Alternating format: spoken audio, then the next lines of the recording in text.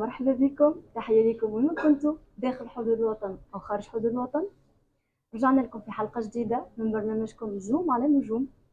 اليوم جينا ضيف سبيسيال في حلقة خاصة.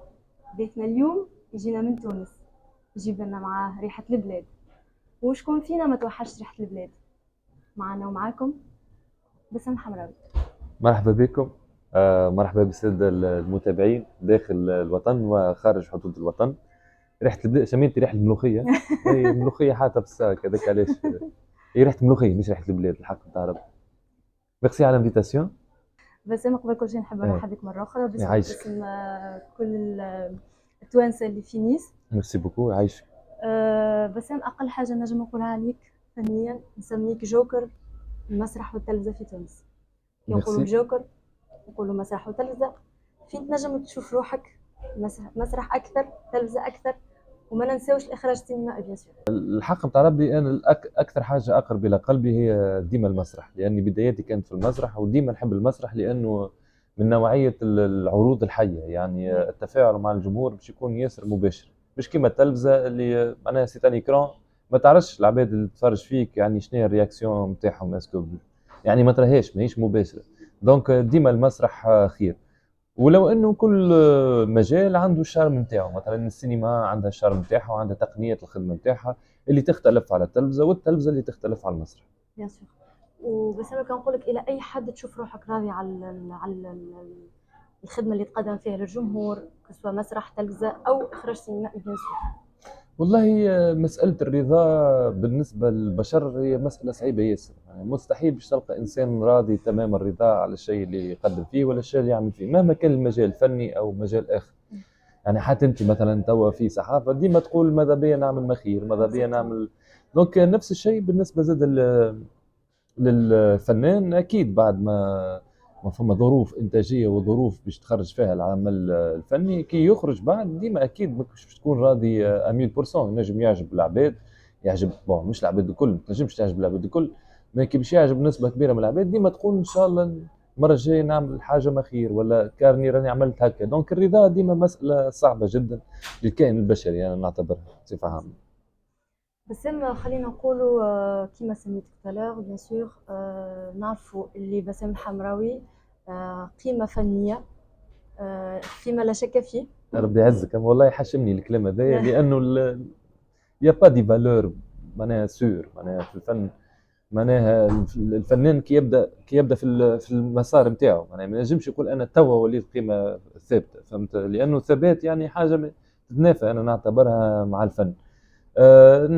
نحاول على قدر المستطاع اني نكون متميز ولا نقدم حاجه متميزه ولا حاجه باهيه، مازال الثنيه مازال طويله الحق نتاع ربي. بيان سور النجاح اللي وصلت له جوسكا مانون يعني فيه سر، والسر اللي حبيت نعرفه معاك باسم كيفاش تقدر تمزج بين الكوميديا والتراجيديا وخاصة في عمل واحد كيما سوبر توسي. والله الحق بتاع ربي انا نعتبر كونه الممثل المسرحي قادر انه يخدم الالوان الكل، يعني الكوميديا والا التراجيديا.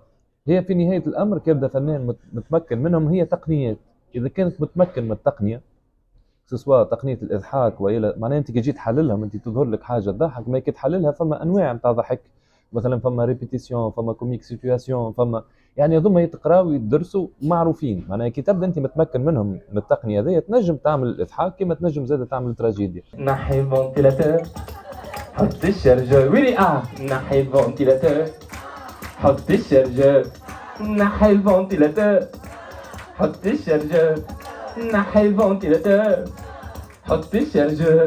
والحاجه اللي تضحك اكثر انا في حياتي كونه عمري ما خممت في الكوميديا. انا مثلا على باز ما عمري ما عملت مثلا وقت اللي كنت في معناها في الاماتور ولا وقت اللي قريت في معهد الفن المسرحي ولا اللي هو عمري ما عملت كوميديا الحق نتاع ربي، معناها ما تستيتش روحي في الكوميديا 100%. كان اتجاهك تراجيديا؟ درستها فقط وتناولتها بطريقه يعني اكاديميه بحته، يعني ما جربتش ما عملتش تجارب.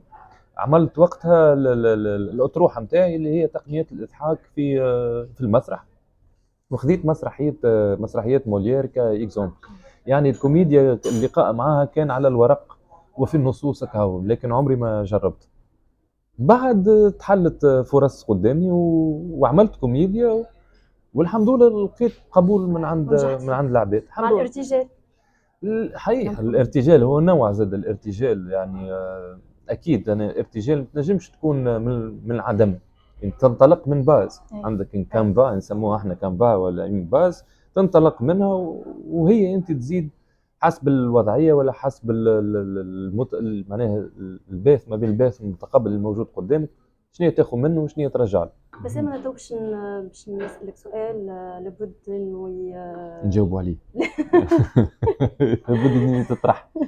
اكزاكتومون. ها التونسيين الكل يحبوا يفهموا علاش بسام غاب شويه الفتره الاخيره، وقال انه المنافسه في الميدان الفني بطبيعه المسرحي والتلفزيوني كان له تاثير على غياب بسام الفتره الاخيره.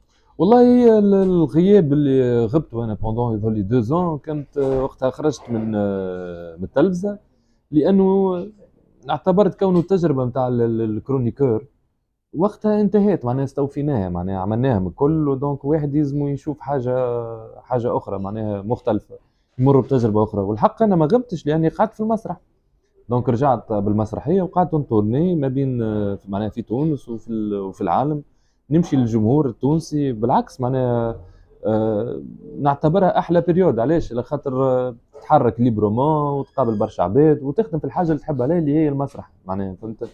خاطر التلفزه الحق نتاع ربي كي وصلنا مرحله معينه من البرامج ما عادش تضيف لك انت، معناها مش تلقى روحك مكتف ايديك وقاعد وتتعدى هكا صار ما صارش ايش رايك ودرا شنو. معناها انا جو بريفير نخليه للاعلاميين ولا الصحفيين اللي عندهم ما يقولوا باع وذراع في المجال هذاك. انا ارتيست الحق نتاع ربي ما نلقاش روحي. كانت من الاول تشكيله مع امور جديه هكايا فيها، كانت موجهه للترفيه اكثر، دونك لقيت روحي في اللي سكتش وجو هذاك الكل. مي ابخي لو كونسيبت هذاك تهرى يعني ما عادش فازه، فهمتني كيفاش.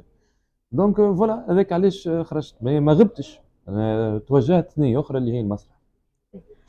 بس خلينا نقولوا اللي قدرت في فتره وجيزه تحقق نجاح ما شاء الله فيما لا شك فيه. نتصور التوانسه الكل حتى اللي خارج حدود الوطن، حتى الاشقاء في الوطن العربي. لكن لو كان نقول لك تجيك الفرصه باش تهاجر، واذا كانت تتاح لك بيان سور الفرصه باش تخرج، اي وجهه تنجم تاخذها كفنان، وشنو اللي تنجم تحققه في الفرصه هذه، في الاوبورتونيتي اللي تتحقق؟ والله الحق بتاع ربي انا مانيش نخمم في بلد معين والا، مي انا منفتح على اي تجارب جديده. معناها اذا كان مش تجي تجربه مثلا نقول احنا في الجزائر والا في مصر والا في دوله خليجيه ولا اللي هو كما تو برشا فنانين زاد توانسه زاد نحترموهم وقاعدين رافعين راي تونس وقاعدين يشرفوا في تونس، معناها بوركوا با. الحق نتاع ربي نحب انا التنوع في التجارب هذيا، وكانت تواتي معناها انا دوله معينه ما عنديش. الحق نتاع ربي مازلت ما عنديش هكا فكره نتاع نمشي نجرب حظي مثلا في مصر، فهمني كيفاش. هي ماهيش تستنى فيا مصر، الحق نتاع ربي انا عندها ما شاء الله، فهمت. كان وتات وي تجارب ما تعرفش انت، الفرص تنجم تجي واحد ينجم يغتنم فرصه ولا يشارك في حاجه عربيه ولا اجنبيه، معناها بوكوا با. معناها واحد يحب ماذا به يعمل حاجه من النوع هذا وينوع التجارب، باش ما يقعدش كان في التجربه التونسيه. وحتى كي باش يرجع لتونس يلقى روحه ثري. مثلا كي ترى انت ظافر ولا هند صبري ولا اللي تطوروا مثلا هند ولات توصل حتى للانتاج، ظافر اللي ولا اخراج ولا يعني حتى في السينما التونسيه والسينما العربيه السيد عنده باع وذراع وعنده ما يقول وقاعد يطور من روحه. وهذه الحاجه اللي تنجم تفيدنا. مثلا تو كان يرجعوا هما لتونس تنجم تفيد الدراما التونسيه وتطور الدراما التونسيه، يعني ماهيش خايبه الفاز. هاي علاش ما بالكش وجهك مبروك علينا وما بالكش حيكون البرا ما نعرفش ان شاء الله ان شاء الله. باسم الحمراوي، ايوه حضرنا لك لعبه خفيفه، الصندوق الاسود. الصندوق الاسود. لطف زعما شنو فيه؟ زعما ارنب ايش شنو فيه؟ نخليك تكتشف وحدك. نكتشف بو خفيف الحق تاع ربي. ما ايوه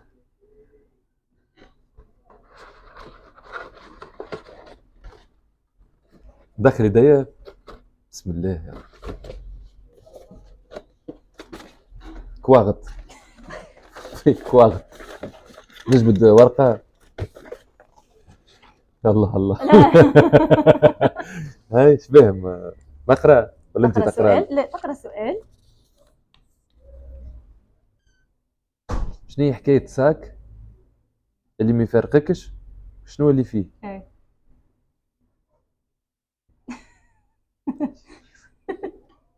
اللي سمعتها. ايه لا ولا ما عادش كنت عندي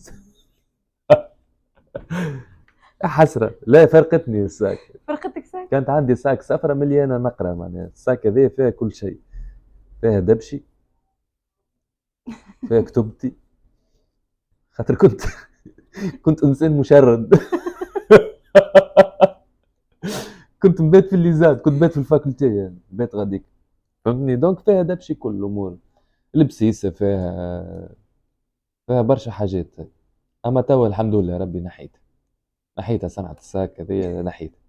تهنيت عرست عملت دار الحمد لاباس لله رب. الحمد لله ربي. اما كانت عندي ساك فيها برشا امور يعني فيها ما يسحقه انسان في اس بلس ان. انا حاطه في الساك هذيك. من غير كراء. لا من غير كده الحق بتاع ربي. بالعمليه نحيتها الساك هذيك. بالعمليه نحيتها الحمد لله ربي. الورم مشي. تخلصت منها الساك هذيك. تخلصت منها والله ما زلت موجوده لتو في دار امي الساك. ربي يستحفظ لنا عليها. نصور الانترفيو الجاي تجيبيها. الانترفيو الجاي نجيبها. نصور انا هبطها ستوري الساك الصفر. كنت تاكسي عيطوا لي التاكسي وقت اسيب اورانجي دي كولور. بالخطوره بالفو. انا هي اقرب شخصيه لقلبك من الشخصيات اللي خدمته. بالله الى اللحظه نحب نوريهم بشكل التصويره اللي مصورتها لي في كل سؤال طلعت لي لسان هذا. ليش شكون اللي خربزها ماذا شكون انت صورتها؟ تبارك الله عليك. بانتور تحب البان؟ اي نحب خاصه النوع هذايا. ما عادش تعمل سايب عليك. اعمل الصحافه. والله الشخصيات لا هذا راهو ستيل راهو لونفونتان هذا ستيل راهو معروفين به حتى ديزارتيست كبار معناها بالعكس فضلك عليك. اقرب شخصيه والله فما شخصيه الحفناوي الحق نتاع ربي قريبه نحبها لانه يظهر لي زوالي وطيب. اي ماخذ برشا من ثقافه الشمال الغربي. يمثل فئه كبيره من الشمال الغربي يا كل النيه والزوالي والشهم انا نحب الشخصيه ذيك. وفما شخصيه سمير سنكوه العبيط بالله عليك. شنو سمير الشخصيه المارجيناليزيه يعني المهمشه الموجوده في المجتمع ويظهر اللي هو يعني شرير لكنه في حقيقة الأمر هو غبي لأنه كي باش يضر كان في روحه في الآخر ماهوش قاعد يضر في العباد واللي زاد موجود منه برشا في تونس. دونك هذوما زوز باهيين. خدمت برشا شخصيات ما بين شخصيات يعني نسائية ورجالية نقولوا نحن يعني كلثوم مباركة دودو هذاك ما تفهموش شنو دمية في نهاية الأمر. فما زنبلا فما هذا الاخراني خليل اللي خدمناه فما برشا شخصيات الحق نتاع ربي. فما زاد الشخصيه ذي نتاع قدور شحرور اللي نخدم فيها في المسرحيه. خاطر فما شخصيات زاد في المسرحيه. فما قدور الشحرور الاورجانيست اللي يخدم اللي قارئ موسيقى ولكن يلقى روحه في نهايه الامر يخدم في العرابن باش يعيش. قدور الشحرور عايشكم يعطيكم الصحة. عايشكم ميرسي بوكم غير تصيبوا. أنا قدور الشحرور وأنا استدعاني بولا عريس باش نحيي هذا الحفل الساهر. لأنه الموسيقى ما تعيش في تونس إلا إذا كانت بين قوسين مبتذلة. يعني نقولوا احنا في الكوميرسيال في الشعبي في العروسات التورات غادي وين ثم الخدمة. لكن موسيقى كموسيقى الحق التونسي تحسه ما عادش يتذوق كما قبل الموسيقى. يعني كي ترجع الموسيقى الكلاسيكية التونسية من الملوف وانت جاي حتى للخمسينات والستينات وصليحه وعليا والرياحي الكلمه كالريشيرش بتاع الكلمه وبتاع اللحن وبتاع النغمه وبتاع ذاك كله ما عادش. تو اعطينا شويه حس وشويه زياط وكهو. واللي يحب يزيد يعرف اكثر واللي يحب على يزيد يعرف قدور. اكثر بالطبيعه على قدور. وقصه قدور يشرفنا غدوه نهار السبت في نيس في لا نوفيل كوميدي 9 متاع الليل ان شاء الله. ان شاء الله. نزيد يلا برشا جو برشا اوراق.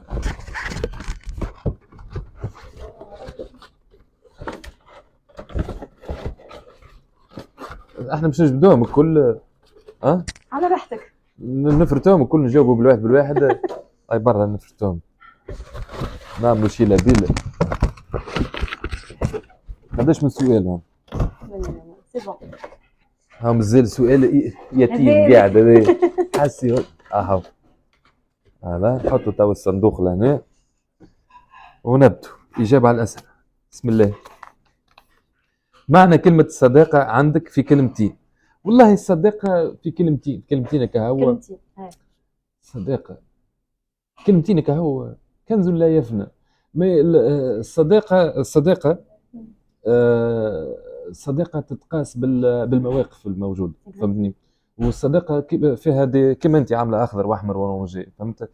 التوب نتاعها كي تبدا كمية المواقف الجيدة فهمني كيفاش أرزن من كمية المواقف السيئة. لأنه فماش صداقة نقولوا احنا عذرية كل شيء بارفيت بالطبيعة. دونك فيها الباهي فيها الخايب. لكن كي يبدا كما الميزان كما ربنا رايق باش يحاسبنا كي يبدا الميزان تاع الحاجات الباهية وقتها تشفع له وينجم يكون صديق طيب.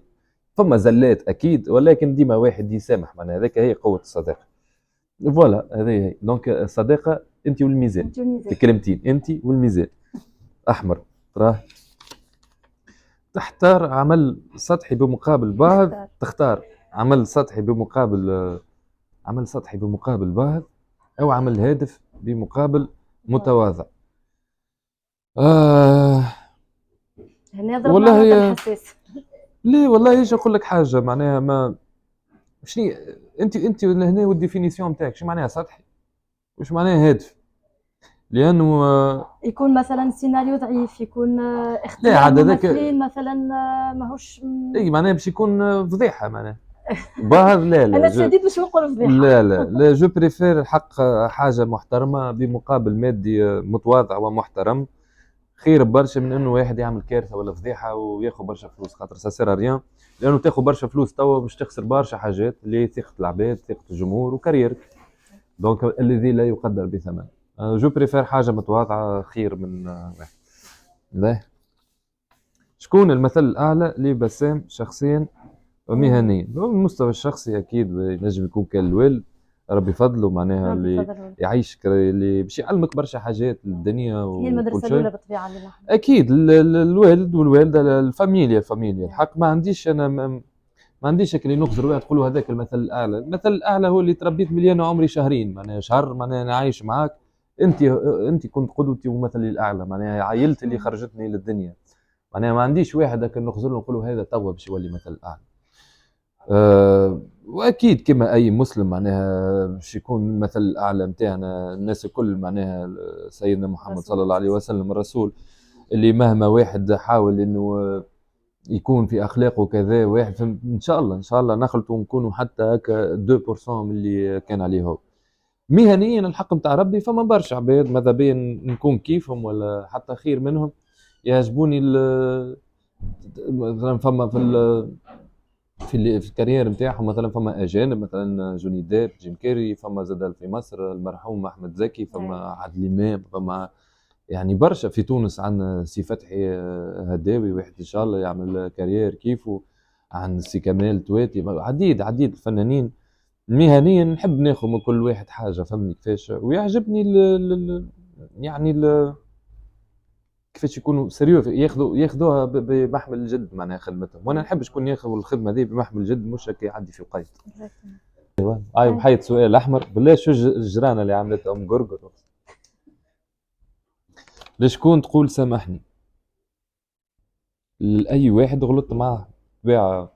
نجم يكون غلطت مع شخص وماشي في بالي صحيح. نجم يكون انا فما زوج اطراف ديما للقصه. فما روايتي انا وروايته هو. كيما نجم انا نكون مظلوم في روايتي ولكن نكون انا شرير في روايه احدهم. فهمني كيفاش. دونك اذا كان اسأت لاي شخص نطلب منه سماح. شنو فوالا. يقول بسام الفنان مم. لبسام الانسان، او بسام الانسان لبسام الفنان؟ خليك. بسام الانسان بسام، والله هذا انا السؤال هذا يضحكني برشا، لانه الانسان والفنان هو حاجه واحده. يعني ما تنجمش انت تكون عندك زوج شخصيات. يعني ما تنجمش انت تقول انت صحفيش تقول لروحك انت كأم، فهمت؟ يعني انت نفس الشخص. يعني انت نفس الشخص، كأنك وعاء كبير، يعني قلب كبير اللي نجم يهز فيه كل شيء. فهمني كيف؟ كل الطاقات الجميله والحب وهذاك الكل. مثلا كيما انت معناها صغارك مثلا نجمش تقول ام فلانه وام فلان. فهمت شنو هي؟ انت امهم الزوز. فهمني كيفاش؟ يعني انت نفس الشخص، اكيد مش تعملها بنفس المحبه ونفس الشيء. دونك انا نعتبر كون شخصيتي الفنيه ولا شخصيتي اللي في الدنيا يشبهوا لبعضهم. ماناش نحكيو على الشخصيه يعني البيرسوناج، نحكي على الكاركتر يعني الشخصيه. انا نعتبرهم يشبهوا لبعضهم. معناها انا ناخذ من روحي شويه، معناها حتى في خدمتي اكيد باش ناخذ من بسام شويه، اكيد باش ناخذ من الفيكيو نتاعي. دونك الحق نتاع ربي نقول لهم ما تنفصلوش، نكون انساني ونكون فني فرد وقت. دونك هذاك احسن اختيار. فوالا. دونك شنو يقول بسام الانسان؟ انت قلتي ايه سبقت لك. اخيرا فم يضحك. الكلهم كاشمرين عاملين هكا. هكا نكون وصلنا لنهاية حلقتنا اليوم. نشكرك encore une fois بسام. نشكرك انت. فرحنا برشا اليوم اللي كنت معنا. والله انا ان شاء بيدي الله فرحان في مرة عايش. اخرى ان شاء الله يعيشك. وهي محلاها المذيعة هذيا والروبة نتاعها تحسها لحية جدي، عرفت؟ كولور ياسر. تحسها كل حلوة. عروسة حلوة، عروسة المولد. والله شيء نحب نقولها من الاول، والله شيء نحب نقولها من اول الانترفيو قلتها في الغد.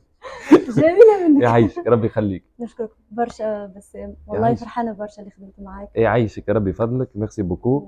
وفيما لا في مرة أخرى مرحبا بكم ان شاء الله ان شاء الله. ونخليك ولا شنو تقول كلمة الأخرى؟ نحب نرحب بالقناة الجديدة هذه، المشاهدين نتاعها نحب نقول لهم ابونيو فيها، وان شاء الله يا ربي قاعدين فما توت ليكيب لهنا قاعده تخدم في خدمه مزيانه. يعني الحق نتاع ربي اللي عجبتني كونكم تخدموا فيه بمحبه، معناها ماهمش بالمقابل، معناها يعملوا في التغطيات هذوما ويحبوا يوصلوا صوت التوانسه بالامكانيات نتاعهم بدون حتى مقابل. انا جو فوا كو نشجعوهم ونكونوا معاهم ونتبعوهم، على خاطر عندهم برشا حاجات حلوه وبرشا حاجات مزيانه، وكانوا يحكيوا لي زاده باش يتطور بالكدا الشان، وان شاء الله يا ربي توصل للعالمين ان شاء الله ان شاء الله. شكرا بسام. ميرسي بوكو، يعطيكم الصحه على الكادو. فوالا عملوا لي كادو صغير، يعطيكم الصحه على الكادو. ميرسي بوكو. هذا باش نروح نعلقوا في الدار.